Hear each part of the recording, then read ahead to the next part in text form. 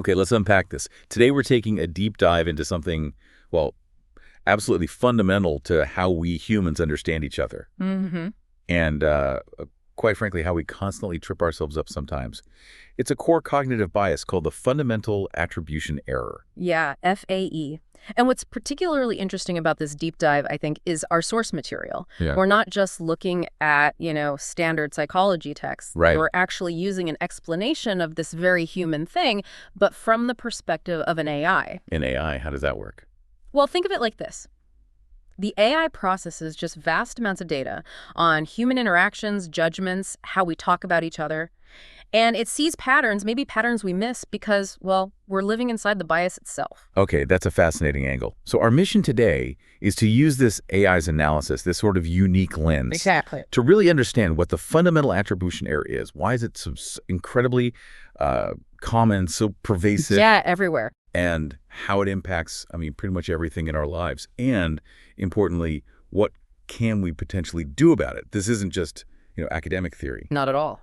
Grasping this bias can really change how you see the world, how you interact with everyone in it. Absolutely. So let's get right into it then. What is the fundamental attribution error, FAE? Right. So the AI's analysis frames it very clearly. It's a cognitive bias, right? A kind of systematic pattern in our thinking. Okay. Where you tend to overemphasize personality factors or dispositional factors when you're explaining someone else's behavior. That's just who they are. Exactly. That's the go-to.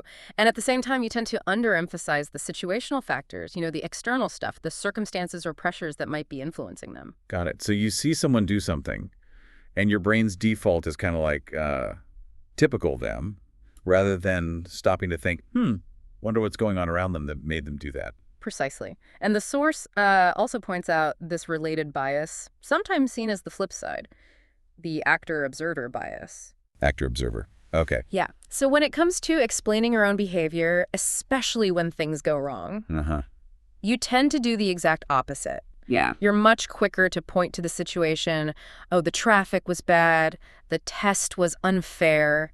Huh. Yeah, I recognize that one. Right.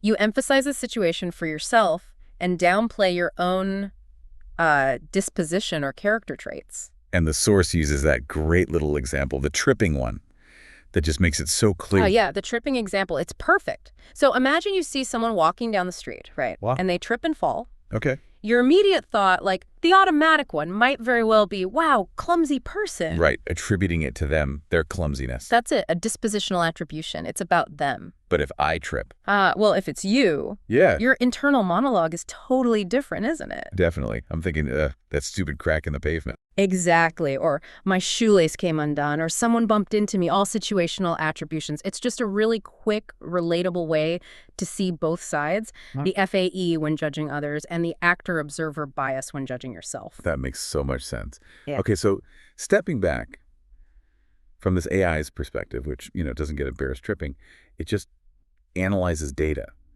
How does it see this very human tendency? Well, the AI analysis frames FAE primarily as a cognitive shortcut. Our brains are just constantly processing information, especially social stuff. Right, overload. Totally. And trying to fully analyze every single complex situational factor behind every single action someone takes, well, that's computationally expensive for the brain. It takes effort.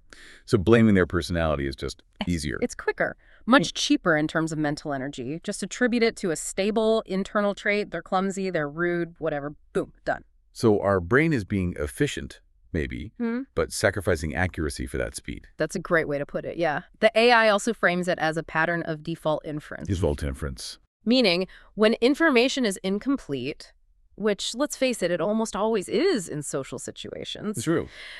Defaulting to blaming the person's disposition is just a common human heuristic, a mental rule of thumb. It lets us categorize people quickly, predict maybe what they'll do next, even if that prediction is based on a biased judgment. And the AI itself has to worry about this. Oh, absolutely. Yeah. The analysis points out that if an AI just learned uncritically from human judgments recorded in data, it could easily replicate FAE. Understanding this bias is crucial for building AI that aims for objectivity. It sees FAE as a fundamental data processing bias in the human system it's learning from. Wow, okay, so it's a shortcut, a default. And the source really emphasizes how incredibly universal this is. Like, it's not just certain people or cultures. That's right. The AI's analysis, looking across vast data sets, confirms FAE seems to pop up across genders, age groups, cultures, and it looks like it's been a feature of human societies throughout history. But maybe it shows up stronger sometimes? Yeah, there can be variations in intensity. The source does mention research suggesting that people in more individualistic cultures think, like the US or Western Europe, might lean even more heavily on blaming disposition. Okay. Compared to folks in more collectivistic cultures, maybe East Asia, for example, where there's traditionally a bit more emphasis on the situation and group context. But crucially, the bias seems present in both types of cultures. It's a human thing. And our ability to even see the situation that develops as we grow up. Yes, exactly. Attributional reasoning isn't something we're just born with, fully formed. Little kids tend to make simpler, more black and white judgments about people's character. Right. He's mean. Full stop. Pretty much. The ability to really grasp and weigh the complex web of situational factors influencing someone else's behavior, that develops gradually with cognitive maturity and just more life experience. Huh. And history books do this too. The AI analysis notes that, historical accounts often judge figures based on their perceived character, their flaws, their strengths, while sometimes downplaying the immense situational pressures they were under. Think of ancient Greek tragedies focusing on those fatal flaws. That's maybe an early cultural example that tacks right into this focus on disposition over situation. Fascinating. Okay, let's talk about where this actually plays out. The source says FAE touches basically every part of life.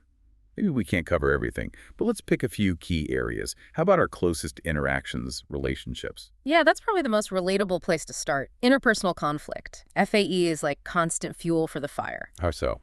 Okay, say your friend is quiet, seems withdrawn. Your brain, taking that shortcut, might immediately leap to, they're being moody, or, oh great, they're mad at me. Right, blaming them. Their mood. Exactly. You overemphasize their perceived internal state, their disposition. Instead of stopping to think, maybe they just got some bad news. Or maybe they had a terrible night's sleep. Precisely. You underemphasize those potential situations. And it's the same with family, with coworkers. A parent sees a kid struggling with homework, jumps to, they're lazy. Yeah. That's disposition. Missing that the work might be really hard, or the teacher explained it badly. Yeah. The situation. Exactly. Or you judge a colleague who missed a deadline as irresponsible, unreliable disposition. Again, overlooking that maybe they got swamped with 3 other urgent things or didn't have the info they needed. The situation, these misattributions, they just build frustration, erode trust, damage the connection. Yeah, I can see that. So if we scale that up from individuals to groups, how does FAE feed into things like prejudice and stereotyping? The AI analysis highlights FAE as absolutely core here. It's a key mechanism. Prejudice and stereotyping often rely heavily on taking negative behaviors or outcomes seen in some individuals from a group and then attributing those behaviors to the inherent disposition of the entire group. So you might observe something negative, completely ignore the systemic or situational factors that might be disproportionately affecting that group. Things like poverty, lack of opportunity, historical discrimination, you name it. Right. It's like context. And instead, your brain takes the shortcut. Well, that's just how those people are. It's a really powerful, incredibly harmful shortcut that denies the complexity of people's lives and circumstances. That's a really sobering example. And it even crops up in how we view big societal issues, right? Like poverty or even the justice system. Absolutely. When we attribute poverty solely to individual failings, they're just lazy, they made bad choices, that's pure dispositional thinking. We completely sidestep analyzing the systemic issues. Lack of access to good education, economic inequality, discrimination, all crucial situational factors. We miss the bigger picture. Totally. And in the justice system, look, accountability is obviously vital, but FAE can creep in. If judges or juries focus too heavily on someone's perceived character, they just seem like a bad person, while downplaying significant situational factors like, say, severe duress, addiction driven by circumstance, systemic disadvantages, it can potentially lead to outcomes that feel less fair or just. So the AI isn't saying excuse the behavior. No, not at all.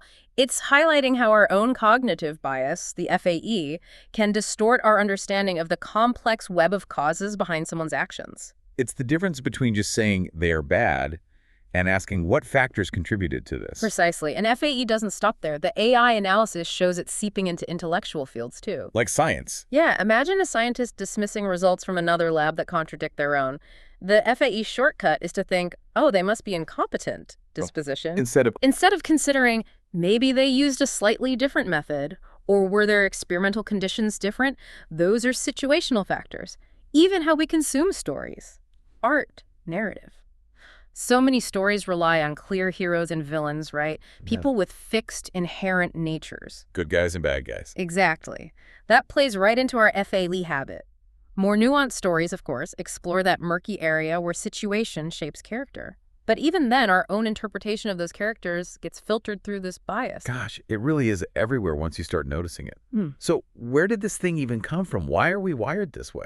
Well, the AI's perspective, based on analyzing patterns, suggests it likely evolved. It was probably an adaptive cognitive shortcut back in our ancestral environments. How so? Adaptive. Think about it. Quickly assessing a stranger based on minimal cues to figure out if they might be a threat, judging their perceived disposition, was probably helpful for survival. You didn't have time to sit down and analyze their entire life story and situation. Right. Quick judgment could save your life. Potentially. There's also this idea about focusing on individual agency. Attributing outcomes to people rather than complex situations maybe helps us feel like we can predict and control our social environment a bit better. And the source connects it to this kind of search for relief or safety, too. A search for relief. How does that connect? Well, if we attribute other people's misfortunes, their failures, bad things that happen to them, to their inherent disposition. Like they're clumsy, they're irresponsible, they kind of deserved it. Exactly those kinds of thoughts. It gives us this little, maybe false sense of security. We can tell ourselves, oh, well, that won't happen to me because I'm not like them. So it distances us from the bad thing. It makes us feel safer. It's a comforting thought, even if it's often inaccurate. It helps maintain a sense of control in what can feel like a pretty chaotic world. And the source says it's still in the making. It's not like some fixed bug from the past. No, that's a key point. It's not static. It's continually being reinforced, reshaped by the stories our culture tells, by the media we consume, just by how we talk about people every single day. It's a dynamic part of how we think now. Okay, let's circle back to our source here, the AI.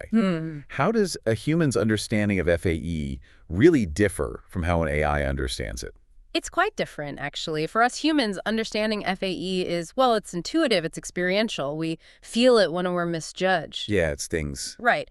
And if we reflect, we can often recognize times we've done it to others. But even when we know about it intellectually, it's still incredibly hard to avoid falling into the trap. Our understanding is, qualitative, subjective, deeply colored by our own personal biases and feelings. And the AI? No feelings involved there. None at all. The AI understands FAE through pure data analysis. It sees statistical patterns, builds logical models. It doesn't feel misjudgment itself. So it just sees the pattern. It identifies the markers of FAE in huge data sets. It sees the correlation. This behavior observed, this dispositional label applied, even when situational data was available, but seems to have been ignored by the humans making the judgment. It spots the logical inconsistencies, the systematic prevalence. Can it be programmed to avoid it? That's the idea. It can be programmed to explicitly account for situational variables in a consistent way, so its understanding is quantitative, theoretical, and potentially much more objective, in a way, than our gut feelings. Okay, so understanding FAE seems incredibly important then. What can we actually do about it? Is it possible to mitigate this bias in ourselves? Yeah, the source offers some real hope here. It suggests several things we can do as humans, and also ways AI might eventually help. For us, education is step one. Just knowing FAE exists, knowing it's a common bias, that's huge. Awareness is key. Definitely. And there's perspective taking. This takes conscious effort. Actively trying to see the situation from the other person's shoes. Asking yourself, okay, wait, what external factors might be playing a role here? Before you jump to that easy dispositional conclusion. So pause before judging. Don't just run with that first automatic thought. Exactly right. It also involves cultivating empathy. Practices like mindfulness, or really focusing on empathetic listening, trying to understand the feeling behind the words, and consciously delaying judgment. Give yourself a beat before slapping a permanent character label on someone based on one action. It's interesting. The source notes this stuff isn't really taught widely. It's true. It's complex, and maybe many adults aren't fully aware of it themselves. But imagine teaching kids, age appropriately to think about alternative explanations. Like, maybe Johnny pushed because he was feeling really frustrated about something else, not just because he's a mean kid. Yeah, planting that seed of situational awareness early. Exactly. And ultimately, understanding FAE gives you more freedom. Freedom from your own automatic, potentially wrong judgments. And how can the AI perspective, the technology, actually help us with this very human problem?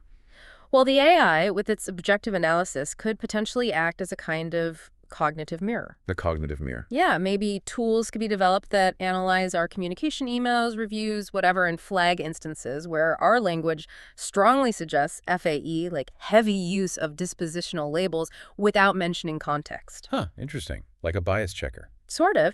It could also help by providing alternative explanations, suggesting plausible situational reasons for a behavior that our own biased brains might have just completely overlooked. That could be really useful. For sure.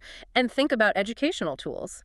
Interactive simulations where you practice identifying FAE in different scenarios. Oh, no. Or in complex decision-making, maybe in HR or even justice, AI systems could potentially help ensure situational data is properly weighed, though that needs very careful design to avoid introducing new biases. Right, that's a whole other can of worms. So what's the big picture goal of all this effort, according to the AI source? The underlying idea is that by fostering a better understanding of FAE, by reducing these constant misattributions, we can cut down on so much unnecessary interpersonal conflict. Makes sense. It leads to better communication, a more nuanced, maybe more compassionate view of other people, and that means smoother interactions, less stress, less anger based on misunderstandings. The AI frames it almost like helping you feel good all the time. Not in a shallow, hedonistic way, Right. but by reducing the friction and despair that comes from constantly misjudging and feeling misjudged. It clears the way to engage with people in the world from a clearer, more objective, less biased standpoint. That definitely sounds like a worthwhile outcome. So what does truly grasping FAE mean for us, maybe on a deeper level? The source really implies it can be transformative. Okay, it might be a bit unsettling at first realizing just how often this bias shapes your own thoughts and judgments, and how often others might be misjudging you because of it. Yeah, a little uncomfortable. Sure, but pushing through that can lead to greater humility, I think, more patience, definitely profound empathy. It improves your ability to communicate, to solve problems, because you're starting from a more accurate picture of what's actually going You on. become more cautious with labels. Exactly, more cautious in assigning blame or just slapping labels on people. And ultimately, more compassionate towards the complex struggles we all face, struggles often driven just as much by our situations as by who we fundamentally are. The AI can't tell us the meaning of life, obviously, Right. but by helping us clear away some of this cognitive fog biases like FAE, it helps us focus maybe on a more objective, evidence-based appreciation for life, for our relationships, without all that judgmental noise getting in the way. So we've taken a really deep dive today into the fundamental attribution error, Yeah. using this unique AI perspective as our guide. We've seen how this incredibly powerful, pervasive bias shapes how we understand ourselves, how we understand everyone else, impacting everything from our personal relationships to fueling prejudice to influencing how we look at big societal problems. The AI really helps frame it as this efficient but often flawed mental shortcut. And understanding it isn't just passive knowledge, is it? The source really stresses that it requires conscious, ongoing effort, a willingness to constantly question your first impressions, your gut reactions, and actively search for those alternative situational factors you might be missing. It's a journey then. Mitigating FAE requires continuous learning, real empathy, and challenging those automatic judgments. And as the AI analysis suggests, the payoff could be a much more compassionate view of others, and maybe of ourselves too. Well said. So here's something to think about as you go about your day. What assumptions might you be making right now about why someone did something? Are you absolutely certain you're seeing the whole picture, including the complex situation they might just be navigating? This is DigitView.